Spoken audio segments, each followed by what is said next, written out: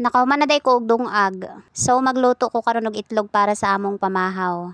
Bale, nipalit ra kog tulo ka itlog sa among silingan. Unya ako ra pud ni siyang lutoon ni scrambled egg. Naluto na day ang akong dinungag so ako na siyang gihaon. Unya ako nang gipuli diri ang among kalaha kay magprito lagi ko kay wala koy lain mahuna-hunaan nga sudan. Nakapamainit naman mi sa akong anak, nagkapira ko, niya akong anak nag-inom og gatas, o niya sandwich. Pero magprito pa ko diri og itlog mga day kaya akong bana wala pa man kakaon tapos pakanon pod na ako akong anak pagkahuman ani. Itlog is life jud ta no, labi nag walay lain masudan, wala jud lain madali-dali kundi dilata or itlog. Tapos niutang day ko sa among silingan aning personal collections product, ang kaning powder o niyang ilang Fabcon na lang ang akong gikuha. Humotra ba kaayo ni siya? Kung wala mo'y silingan diha nga nag-agent aning personal collections, makapalit pod mo ani sa online. Excited jud ko ani manlaba kay na ako'y bagong sabon o fabric conditioner. Pero pagka man na magpamahaw, dili sa ko maglaba kay naligo ko mga day kay baling inita. Pag matagani na ako ganina sa buntag, grabe kaganot kaayo akong singot nagbahulay jud. So mautong pagka man na mo og pamahaw, naligo dayon ko kay para mapreskuhan ko kay panington jud ko og samot kung dili ko maligo nya trabahoon ako ning panlimpyo diri sa gawas.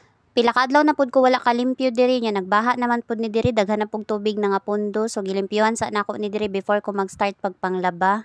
Kay gigulan na jud og lantaw aning kalat kaayo diri sa gawas namo. Gahapon pa man unta ni nako limpyuhan kaso kay gikapoy ko mga dayoy. Naara ba jud isahay time nga pagmahuman na gani kog video og usa ka vlog ba kay ang akong trabaho wala na, dili na ko mogimok mga day, magsige na lang kog higda, unya magsige panood ng drama nga akong gikawilihan. Konting kembot na lang kay tikahuman naman ko aning drama nga akong gipanood, bali 300 plus ka episode siya tanan mga day, tapos naan ako sa 300s karon, so pila na lang jud ka adlaw, mahuman na jud ko aning akong kaadikan nga kuan drama. Ang pangutana ani mga day, unya pagkahuman ako sa akong drama nga gipanood karon no, unya naa na po ko'y bagong kawilihan, unsaon na lang taani. Sa una mga day, bahilig ko kayo manood og K-drama, pero karon dili na kay kapuya namang gukog basag subtitle day oy. Maayo man jud og Tagalog ang atong panuoron mga dayno kay bisag maglaba ta makapanood ta kay makapaminaw man ta kung unsay nahitabo. Pero kung K-drama mga dayno dili jud nato maintindihan. Dili man po ko ganahan maglantaw og K-drama basta Tagalog dub mga day. Gusto nako kanang Korean jud.